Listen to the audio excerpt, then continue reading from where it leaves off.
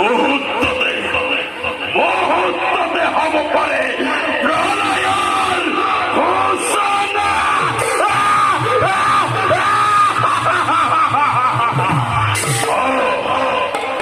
অশেষ হতো রাজা মজা ধরার বৈঠক বকুল কি ধরা ধরে হাই কম্পমান এই দারূপী গণ চবনের সম্মুখ।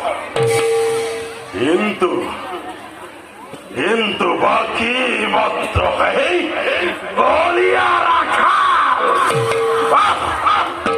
মৃত্যুর কঙ্করাতন করি